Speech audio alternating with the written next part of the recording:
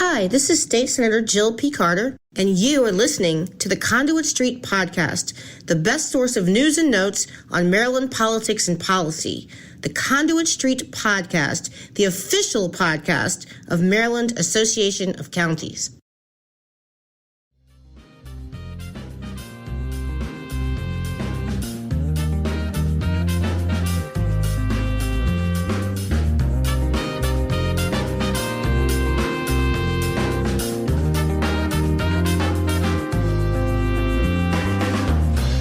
Hello and welcome to the Conduit Street Podcast. Kevin Kinnally here with Michael Sanderson. Michael, we are end of session, and therefore that means we are doing our first Conduit Street Podcast after dark, because that's just how the day worked out. That's how these weeks work out, right? Like there's only a limited amount of time to record these things, and ends up right now we're after dark for sure. Yeah, it wasn't exactly a plan, right? This wasn't hey, let's go out of our way to schedule this late and, get ourselves a little tipsy and a little more, a little more conversational. Is that a good word for that? This wasn't even by plan. It was just like the way this week has unfolded. But it's session. That's how it goes. So that's fine. I'm trying to catch up, but here we are after dark. The big news this week, the budget is out. We're going to walk through it. It's the roll up the sleeves time of year, Michael. A week into the session, we get the budget. So for our listeners, you listened last week. You heard us talk about the big fiscal picture situation, a budget surplus in the moment, and a structural budget that is above water for the first time in years, Michael. So let's talk through this budget. Yeah. And that business of the structural situation being better than in years, kind of been seeing a little bit of that on social media of late from our governor, right? Seeing an opportunity for, spike the football a little bit. So I don't know. That's okay. We're in a good fiscal circumstance. So that's not a bad place to be at the end of, as you close out the end of a two-term reign as governor. So that's not so bad. The headline grabbing stuff here, Michael, the stuff that the papers like to report. I mean, we can start there, but we'll dig a little deeper, right? Yeah, I think it's worth it. Like, the newspaper doesn't have any aspiration to get super deep. And I mean, I think we've seen pretty good coverage of the big picture of the state budget from Maryland Matters and from the Baltimore Sun and the Post and so forth. And that's fine. Those are the big contours, and that's useful. I think there's a little bit deeper that you can go if you spend a little time and if you speak the language. So we want to do a little bit of that. And to the extent that we can maybe clear some of the fog, great. And if we can point out some of the places where even we're not clear yet, that might be useful too. So, a couple days in, let's dig in. All right. So, Michael, the governor's proposed budget is about $58 billion and some change. Also, a $3.97 billion capital budget. So, nuts and bolts wise, it's quite some growth. So in fiscal 22, the budget approved was $51 billion. The governor, of course, $58 billion and some change, and that's up around 13%, Michael. What's your takeaway from that? That's a big number. Yeah, first of all, it sounds like spending like drunken sailors, right? On a certain level, you're like, wait, what the heck is going on? 13% up. I mean, are we really just like printing money and shelling it out? So, okay, so first of all, the state budget has multiple moving parts, and the thing I think most people think of as the budget is really the general fund budget that like what's come in taxes and so forth this year, and then what goes out in actual spending. That overall budget number includes like cycling through federal funds. So we know the feds have shown up with support in a number of ways, and some of that's shown up in this budget, but also, I mean, yeah, I'm not as deep into this as you are yet, but I know the governor's, basically putting a lot of money into the sock, right? He's appropriating money from this year's budget and saying, I want to put this into the state's rainy day fund, so we have a deeper reserve for some future time when things get tough. Okay, I don't think anybody thinks of that as being reckless spending, but technically that is an appropriation in the budget from one place to another. And that's part of that $58 billion. So I don't want to get carried away and say this is a big spending budget, because there's several layers here that are either money that's just cycling through the state or things like that, where you put money from one pocket to another, and since it's moving, it kind of counts. Right. That's very true. So, I mean, first of all, a few of the budget highlights a lot of the budget is pre-programmed, right? There are formulas in law that say what must be there. So the governor is pointing out some of the things that he is funding. You mentioned the rainy day fund. $2.4 billion to the rainy day fund as part of the 23 budget. So that's a huge number. And I think that's exactly what you were getting at. Yeah. So, and that's a voluntary decision by the governor. And if you think that sounds like good policy, fine. That might very well be really wise policy to set some money aside, but it makes him look like spender because technically that is a money coming out of the general fund and going into something else. So, I don't want to belabor that point, but I think that's the kind of thing that makes that overall budget number look a little wonky. But there's some other things in here that are, discretionary policy decisions too. That's what a budget is supposed to be. So what else, what other top line things are worth talking about? Yeah. So of course, we always hear about the record number for education. So for this budget, it's $8.15 billion and then $1 billion for school construction too. But this is one, Michael, where this is all driven by formulas. That doesn't mean the governor is not going above and beyond or he can't, but this is one of those that is baked into state law. Yeah, for the most part, although I think in this budget, Governor Hogan for the last several years has found some specific places to put some extra money for K through 12 education above and beyond the mandated formula amounts. And he's done some of that here. And then on the capital side, we're sort of mixing apples and oranges a little bit. The sort of this year's spending operating budget is that $8.15 billion. Yes, that's a record. It had to be a record because of the formulas, but the governor, went a little further in some places that he'll talk about, I think, over the next few weeks. The $1 billion for school construction is not fully mandated. Mm-hmm. That's a policy decision. Part of that comes from legislation on that so-called Built to Learn Act. Let's clear the deck of a lot of these school projects that are ready to go, but the state dollars weren't there. So, in past years, we've seen a lot of years of maybe $400 million. This year, about half of that $1 billion is just out of the regular capital budget, some combination of floating bonds and paying cash. And then about half of it comes from the proceeds of casino funds sort of being, I don't know, I like that word, supercharged. So, we'll take a whole bunch of revenue bonds. We'll pay for them with casino revenues, and we'll build a lot of schools really soon. So $1 billion is a big number for school construction. That's a big deal. Yeah, that's a big deal, especially for county governments. And $850 million, Michael, for salary enhancements for fiscal 22 and 23. We know that the General Assembly has asked for the governor to make an investment there to recruit and retain state employees.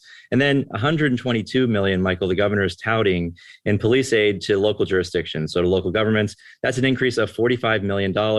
And more than $60 million in direct law enforcement grants. So this has also been a highlight of what the governor's been talking about, but that's certainly real money. And that is money that goes to local governments for law enforcement purposes. Right. So we've talked about this a little bit, I think, and I think a lot of our listeners are also readers of things going on in Maryland policy and politics. So this is connected to a broader initiative that the governor has about what our response ought to be to crime and public safety issues. So to some degree, this is recruitment and retention and salaries for the people who serve in law enforcement on the front lines. I think this will be one of the more closely watched parts of this whole budget plan. I think these extra add-on grants. I think local governments will largely say yes, good idea. We have a lot of uses where these dollars could go. At the same time, how much is this connected to other policy issues that might be more complicated for the legislature? I don't know. I think you're right. And then $75 million, Michael, for local health departments. That's a $23.4 million increase. Obviously, we've talked a lot about our local health departments and the work that they've done amidst the pandemic, amidst unbelievably challenging circumstances. So it's good to see this in the budget. Yeah, it is. And I will say, I think this is a very fair recognition that people who are serving in local health departments have really made the case. And, one of the things I like to say, this is this is basically what we were asking for in a bill last session as one of MAKO's initiatives, was it's time to get back on track with the way we fund the front lines of public health. And those are the county level local health departments. I think this is a great step forward. We're going to fight like dogs to keep it in the budget for this year. And I think this is absolutely the right thing to do. In a year where we've got the means to pull it together, investing in those front lines, the folks who have kept us all safe and helped guide us through these last couple of years, so ably, I think absolutely deserved for them, their staff, the equipment that supports them, the information they need to share. I mean, I'm super happy to see this in the budget. So we will link all of the budget documents. Those are just some of the highlights of the governor's proposed budget. And Michael, overall for local governments, the fiscal 23 budget provides about $9.7 billion in aid to local governments. That's around $672 million over fiscal 22. And let's talk about the primary reasons for the increase there, right? So $556 million of that goes to K-12 education, $58.4 million for public safety, $28.6 for program open space, another great program, and then $20 million increase for community colleges. But the big one there, Michael, is 556 out of 672 going directly to K through 12 schools. And I know you had this riff and you've had it for a long time, and I'm going to steal it because oftentimes, I mean, when we're talking to members of the General Assembly or, in a budget briefing where you're listening and people often say, oh my goodness, look at all this money that goes directly to local governments. And of course they think counties and municipalities. Well, Michael, I hate the term local aid because of course that's what you would think. But the truth is 86% goes directly to schools, right? So that money does not flow through counties. It does not flow through municipalities, doesn't touch them, but it goes directly to the schools. So it always sounds like local governments are eating up a huge chunk of the state budget. Not so much. So needless to say, I completely agree because I've been banging this drum for some time. But I mean, for a moment, think of this from the view of a state delegate, right? You're elected to vote on this budget and set these fiscal priorities and spend the taxpayer dollars wisely. And you get a sheet of paper that says, here's where the money went. And there's this big chunk of that pie chart that says aid to local governments. You're like, well, wait, what? What did we spend all this money on? No, I want to come back to my district and say this big chunk of money went to education because we care about the kids. This is our future. We've made this investment. We know what we're doing here, and education is my priority, and that's why it's a big slice of this budget. I mean, I'm proud to say I'm funding education. I'm feeling a little awkward to say, well, we funded aid to local governments because what? They need to pave roads or build a park or whatever. I mean, stuff local governments do is important, but education is a huge priority in the state budget, and they shortchange themselves by not saying so every opportunity they can. But hey, this is our thing. Maybe someday somebody will pick this up and run with it. We're just, two little guys with a podcast. Yeah, I mean, maybe we're going to continue to beat the drum. So Michael, I know that, speaking of schools, there is an odd circumstance here, and it's gotten some press. I mean, so let's jump into that a little bit. Why don't you break down what we're talking about here when it comes to education funding in the governor's budget? So if you're following, particularly on social media, where this turns into little tiny bite-sized drips, right? There's the piece in the governor's budget that is funded at a click or two less than what most observers expected. So you mentioned earlier, an awful lot of what the governor does in each year's budget is driven by a formula that the state legislature says you shall fund this at this level, and here's the arithmetic, run the numbers and give us that and put that in the budget, and you have to do it. And every once in a while, Secretary Brinkley, who comes to the MAKO events all the time and speaks at our conferences and comes to our legislative committees, always very forthcoming and so forth. But he'll tell you, look at the budget we put together, and 80 some cents on the dollar is mandated by effect of the legislature. Well, it's a weird thing when the budget comes out and it doesn't seem to match up with what the folks who wrote those laws, General Assembly and their staff and so forth, were expecting it to be. So in education especially, very programmed, very, very driven by formulas. there's an element of funding that's specific to Baltimore City and Prince George's County in this year's proposed budget that is funded less than the formulas seem to dictate. And this has a bunch of players sort of wringing their hands. If you're a legislator from those jurisdictions, what happened? This is a sizable amount of money. We're not talking about like $1 million. It's $125 million in operating funds that I think, budgeteers thought were coming to those two jurisdictions, and it's not in the governor's budget. And that is a peculiar twist, right? Right. So, I know both of us have been looking through all the various documents and trying to break this down. We've exchanged, I don't even know how many messages today. I don't really know how we can be at this point because, as you said, this is mandated by the General Assembly. I think there's more that we need to sift through here. But what do you think, Michael? Is there anything that's sort of that raising the alarm for you, or is there something you can point to and say, maybe this, maybe that? I don't know. You've been around forever, right? I've got a couple of clues.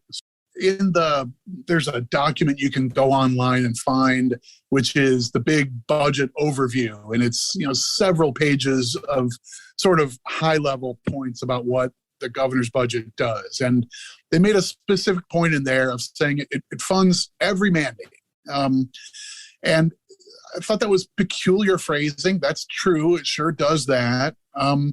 Funding every mandate seemed like a particular phrasing, and it made me think of this issue that came up not with the Kirwan Commission and the Kirwan funding, which is where we are today, but dial back like a whole generation of political people to the last time the state revised all of its school funding formulas. It was the Thornton Commission and the Thornton Report, and then it turned into Thornton funding for a decade and a half or thereabouts. And I remember, being in the room for the Thornton Commission and so forth. I am that old, and I have been doing this for that long.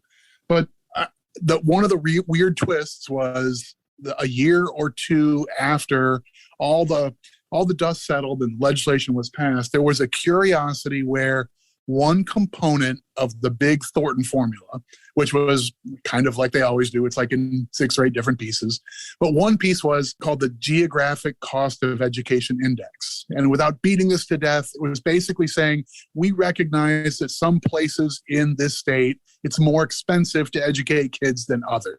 So if you're an outlier in that calculus, we need to come up with a formula, measure that out, and then require the governor to fund extra education funding to those jurisdictions where that number's higher than average.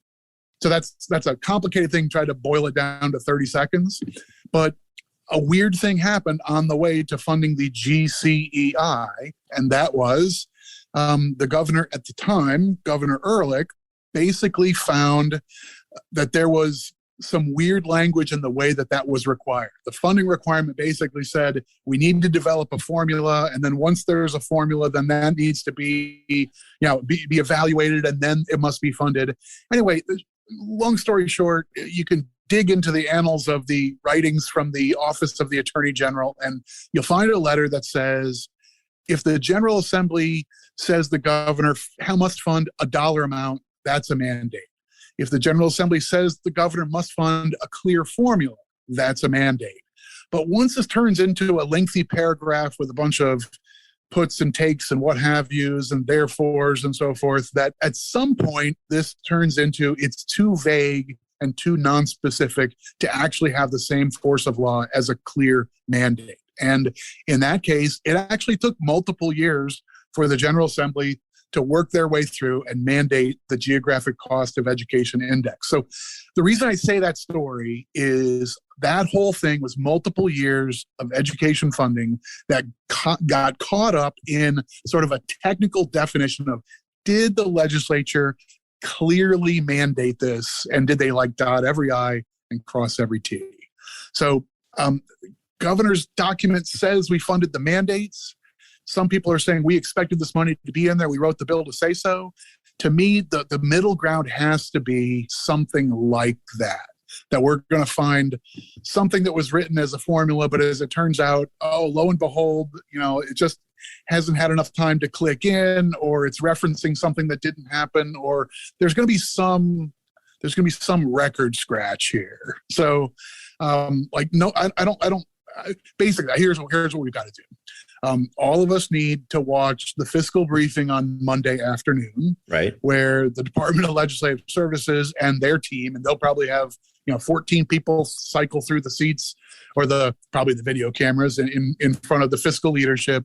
They'll go through this whole fiscal package and talk about the issues they see, and this will be among them, right? So $125 million of school funding. What happened? Is this legal? Is this questionable?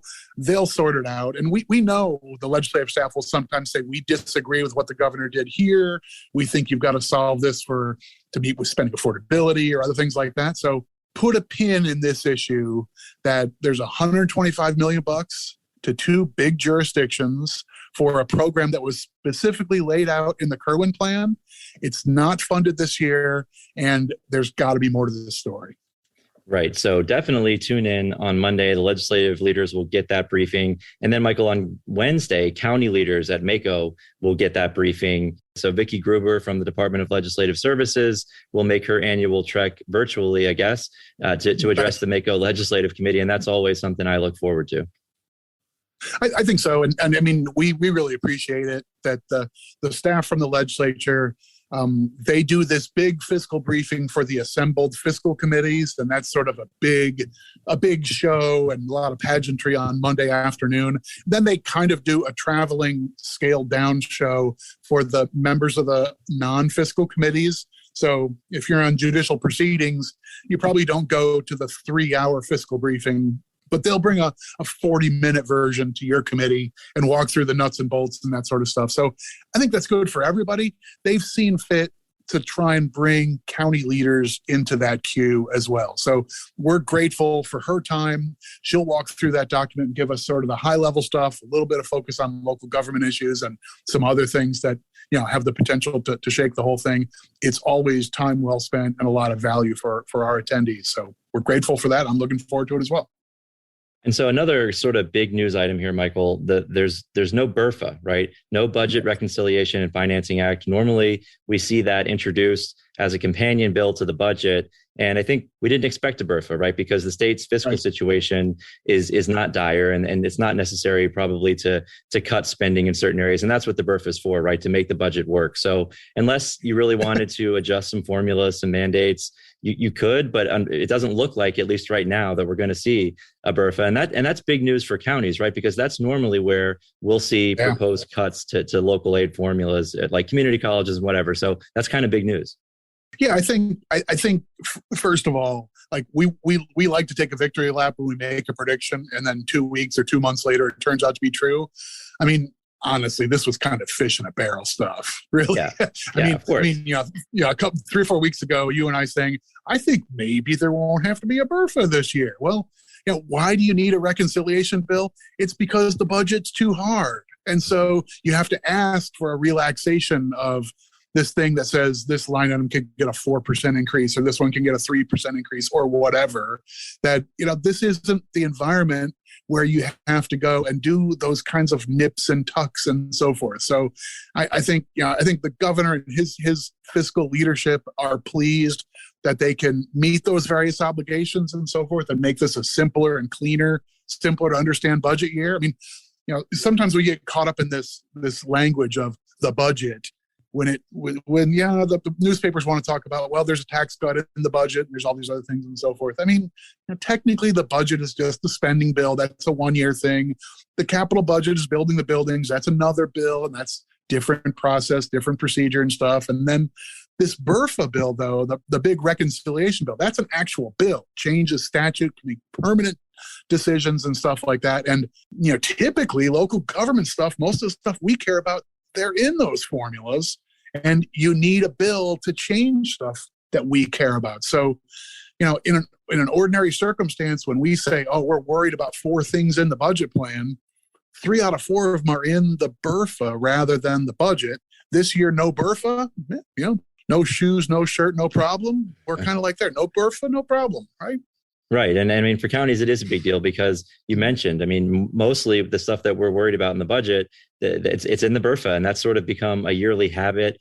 And so a year without a BRFA is sort of a bounce back in our mind, right? I mean, if you just look at community colleges, the state and the counties are funding partners there.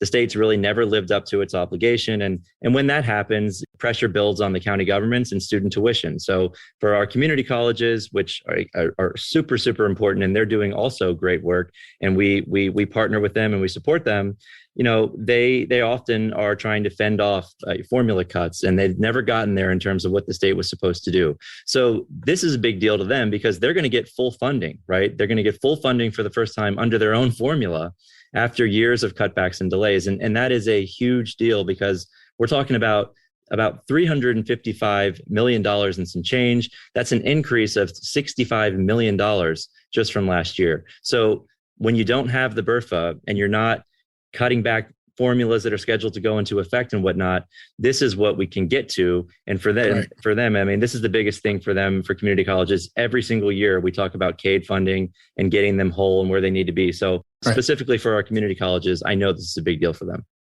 Yeah. And two things on the community college in particular. I mean, number one, like those numbers you just said, like $65 million difference. I mean, from 290 to 355, that's an enormous jump. And it sounds like, oh my gosh, this is like being super generous to community colleges. But what really that's showing you is the snowball effect of when year after year you have a reconciliation bill that says, well, we just have to delay this formula. We know where we're supposed to go, but we can't get there quite now. So let's take a year off, or let's cut it back. Let's flat fund it for 1 year or whatever. This stuff happens all the time in the budget reconciliation world. And it doesn't seem like that big of a deal at the time. And I don't know, whatever, fiscal 2020, we were pinching pennies. We were looking at a structural problem a couple, 2, 3, 4 years ago.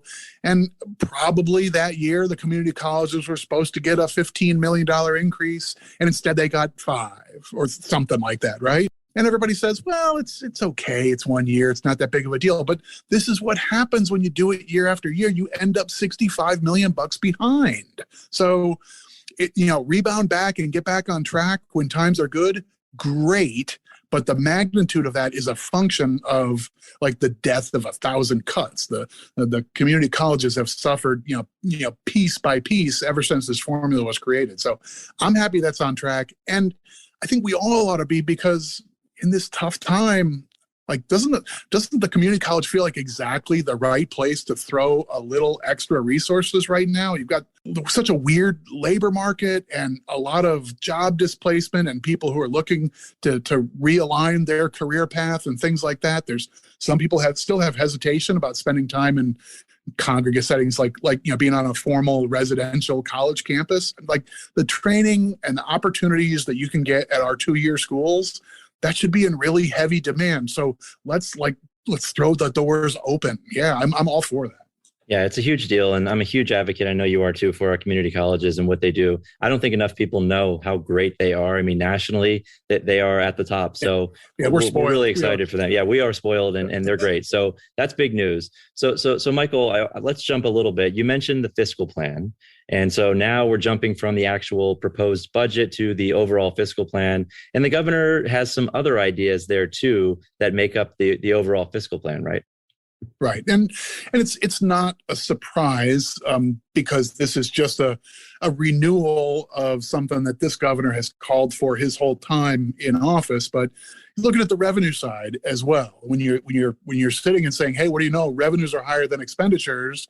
There are a variety of ways to respond to that. But one of them is you can spend some of the surplus by lowering the tax burden. You can look at the revenue side and, where can we loosen things up a little bit? So that's part of this fiscal plan that everybody is describing as the budget. But, tax stuff is in the mix too, right? Right. So, I mean, like most years, the governor is certainly proposing some tax cuts, but this year particularly is a big push for income tax cuts on retirement income like pensions. Right. And so like that is, I think, is really interesting public policy. And understand this is something that it's not in the budget. So it's not just sort of a line item in this gigantic thing. This has to be in a separate bill, and it'll be considered by the legislative committees and so forth who weigh tax policy generally. legislature would have to pass this in a bill. So there's a piece on retirement income, and the governor's made a lot of noise about that. There's another piece too, which is about the earned income tax credit. And that is, I guess, on the lower end, if you are working and your income is coming in wages, but you're still a relatively low income, both the federal and Maryland state government have ways to try and basically throw a little extra on top. You are working hard and you ought to be rewarded for that. The earned income tax credit is peculiar because it can wash out all of your tax liability and end up being a refundable, like you get a check at the end of the year. And that's one of those things it's sort of a darling of a lot of people who like the incentives that it creates. So governor wants to make permanent some additional elements there, and that's got fiscal consequences as well. So all of this is interesting tax policy and like part of this fiscal debate that's setting up for this year. Right. So you said the General Assembly would have to pass the bill for this big tax cut for retirees to get the ball rolling. And the governor's bill starts small, but certainly ramps up, Michael. And what we're talking about here, the governor is proposing the Retirement Tax Reduction Act, and that will phase in the elimination of taxes on all income over 6 years for retirees. So the first year exclusion, Michael, is $10,000, and that would remove 70,000 lower income seniors from the tax rolls, according to the governor. But over 6 years, this is $4 billion that it would cost the state of Maryland. So I think this gets into to what we want to talk about here next. This does set up another interesting policy challenge. And when you have such a big surplus, what do you do with it? Do you sit on it, or do you react for the short term or the long term? And I think that's going to be a big part of the conversation moving forward. I think it has to be. And this was one of the things where we landed as we were talking about the nature of this fiscal surplus that the state is declaring and sort of sitting on, is to what extent is this a flash in the pan? And to what extent is this, boy, we're just structurally on the good side? And I don't know that there's a simple answer to that, but we've already heard legislative leaders talking about one-time and short-term things to say, well, let's do something that lines up with the period of time where we're going to be receiving some federal funds. Let's just commit for that window of time, or build a building, right? You can do capital things. You can go out and instead of floating a bond, you can pay cash and go build a new building at the University of Maryland campus, or at Coppin, or on a community college, or build a school in Frederick County, all right? So all those things are the sort of short-term, no long-term commitment stuff that line up with that. Let's treat it like it's a short-term thing. If you say, I want to change the tax code and give people breaks that are phased in, they start now and they roll out over whatever, 4, 8, 12 years, whatever, then you've basically said, like, I want to affect the budget, not just in 23, 24, but I want to affect the 28 and the 33 and the 43 budgets, which is just a different philosophy for what do you do when you're in times when you're suddenly, above water. Right. And so, when you're cutting taxes, I mean, $4 billion over 6 years, that's the full phase in, but that's money that's never coming back, right? That's money that is gone forever unless you were to raise taxes. So it's a big deal. It's long term, and it certainly creates problems down the road. And I agree with you. It's in a policy like this is in direct contradiction to what General Assembly leadership has been talking about. And, investing in capital projects. We've heard a lot about state parks and cybersecurity. You can build buildings. And those are the kind of short term, you can spend the cash where you don't have to take on a long-term liability. So definitely an interesting debate shaping up there. And I'm sure, it's going to be some interesting back and forth. But I think, Michael, we mentioned earlier, part of that, the same debate is going to happen with public safety funding. I think so. Yeah. The big money for frontline public safety, and we'll see if the General Assembly buys into that, including the larger plan that it's part of. And that has other policy issues attached, of course, as you mentioned, and that gets into the weeds and political pretty fast. So, the governor's going to have to work with the General Assembly here. This is just the opening salvo right now. This is in the hands of the General Assembly, and, they can't add to the budget. They can't really move things around. So the governor has outlined what his priorities are here, and now it's up to the General Assembly Yep. I don't know. It feels like we're halfway through session already, but apparently we're just in like week 2. So, I feel like we should be wrapping up the budget by this point, but we're just starting to look at it. Yeah, psychologically, this has been a weird like last 2 weeks or so, hasn't it? But right. Okay. So like these are the nuts and bolts. The budget is introduced. This is the start of a multi-week process. The legislature is going to go through its usual, right? They go agency by agency, and they'll talk about issues of accountability and whether they've been doing a good job with this or that, and whether they need this $300,000 for this thing or that thing. And that's a healthy, normal part of the process. Some of those things will be interesting. And if you're really invested in a particular agency, they'll be really interesting. But for some of us who are like back at the bird's eye level, I think the moving parts here that are really interesting are like back to this debate that you just walked through, short-term versus long-term. What do you do with the circumstance we're in right now? Do you build a bunch of stuff? Do you make a lot of promises? And to me, those are really interesting policy questions. And like we as counties are going to be in the middle of some of those things. Like, I mean, I know that counties and our health departments, we will desperately want to lock in. We want to see not only that funding for the health department show up for this year, because that's all the governor can do. He can put it in the budget for 1 year, and then next year we hope it comes back, right? We'd love to see this locked in so we can just count on this level of funding. So you can hire people and not just replace those fax machines with actual data systems, right? Right. I mean, we want to like know that this is what the state's commitment to public health is going to look like. So we're theoretically part of that debate. Like we want these to be long-term commitments. At the same time, some folks would say just do a thing once and be done with it and see where we are in a year or two. I think that stuff is really interesting, and it affects the tax decisions. It affects what do you spend money on. It affects, like this idea of setting money into the reserve fund and sending some money to the pension fund and so forth. Mm-hmm. Are those non-controversial? I don't know. They sound like pretty good ideas, but is that the only thing to do with that cash today? I don't know. To me, there's big picture stuff that are like as interesting as it gets, because 20 years from now, people will be looking back on what did they do when they had an opportunity. I feel like this is that year. No doubt about it. No doubt about it. This is unprecedented territory with the cash that the state has on hand. And there are a lot of different ideas on how to make the most out of it. But, moving forward, Michael, nuts and bolts wise, by custom, the House and the Senate move the budget bill in alternate years. The House moves the budget in odd numbered years, the Senate in even numbered years. So the Senate is going to get first crack at this, Michael. And that's always interesting. I mean, we're going to start getting into the budget hearings. As you said, the Department of Legislative Services, they detail every agency budget and they say whether they agree or they disagree. And that sets the tone, I think, for a lot of what the General Assembly looks at and doing what they can to work with the governor. So we'll see action in the Senate first, and then it will move to the House. But man, it's again, it's a lot going on. It feels like we're halfway through. But, even though, Michael, it's relatively quiet in Annapolis, I mean, we're still doing the virtual hearings, and the legislators are in the House. At least they're zooming in from their home or their hotel, and it's just not the same. We don't have the buzz, but there's never a dull moment in this town, and that's certainly going to be the case during this session, especially with all this cash on hand and different ideas on how to spend it. And don't forget, we have to do redistricting, and we have an election coming up. So it's almost like the perfect storm, right?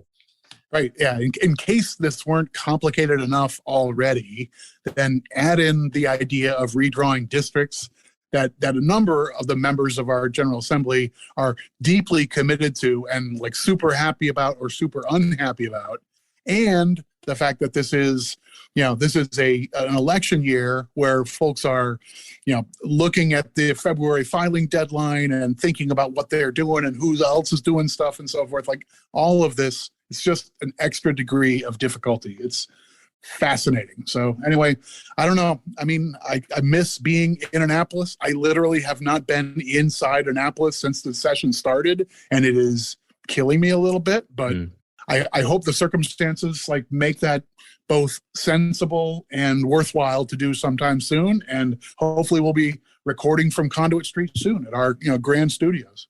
I mean, of course, we've invested so much in the studio. We got to get back in there to record, right? It's like a whole thing. So, all right, we'll leave it there for today. And Michael, I don't know, you've been talking a lot about dad jokes on social media. It is an After Dark episode. Technically, do you have anything for the listeners? Because you've been hyping it up on the podcast Twitter account. You've been tagging it and talking about all these jokes. What do you have for our listeners that's like After Dark worthy, if you will? Honestly, here's the thing. Like, I think the whole thing is slanderous. That's really my takeaway for the After Dark part of the show is like, I don't want to tell a dad joke because that's not really our bag at all. I blame